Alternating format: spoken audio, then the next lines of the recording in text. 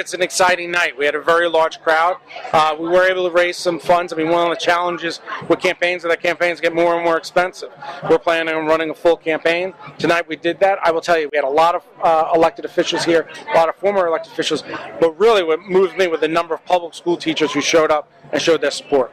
So at that point, your opponents, their biggest criticism up to this point is said, you've been in office about a year and a half, and there really hasn't been any funding that's come back to this district. So what do you say to that criticism?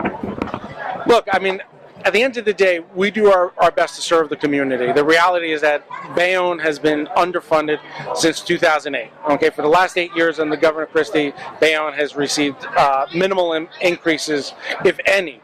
So we've been underfunded for a long time.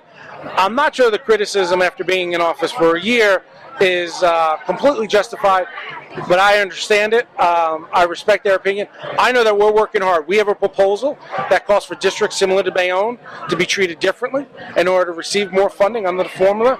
We're hoping to push that when we go back and negotiate the budget. In addition, we've been reading the Speaker's proposal, which is very interesting, can also benefit Bayonne significantly. So those are what we're working on. Look, since day one, we've been fighting on this issue. We've been fighting the governor. We've been fighting for the taxpayers of Bayonne and Jersey City. We're going to continue to do that. What do you think are the most important points? You had to pick a couple, maybe 3 points that you think really need to stick out and really need to have going forward. Well, look, there are 3 components to the funding formula. One is what the state should be funding, the state funding levels. Bayonne is at only 51%, so that has to be in the calculation. The second is what the adequacy budget, what the school system needs to actually provide adequate education. And both Bayonne and Jersey City are below 100% adequacy. And finally, and significantly, you have the local fair share component.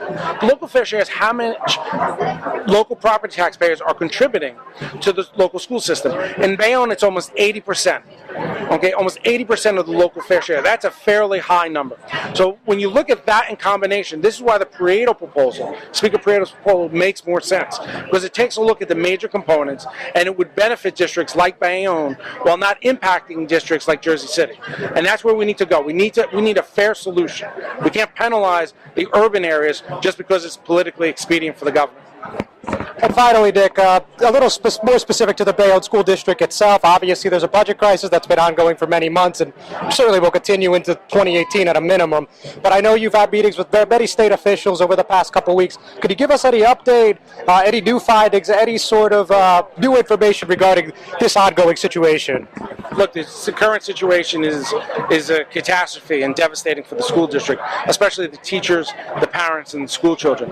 There are 3 things we've done. One, in December, at the moment we found out that the school district was running a deficit, at the time only $2.5 million, we worked with the Speaker to call for a state audit. That state audit will tell us what happened. So that will focus on the past. So we have accountability, because accountability is important. The second thing we've done is we've worked with the school district, we've worked with the state, and on June 1st, the state is sending a monitor to oversee the financials of the district. That will help us in the short term, and that will make Bayonne eligible for other grants and other funding. And then the third component is what we just talked about. We have to fix the school funding formula.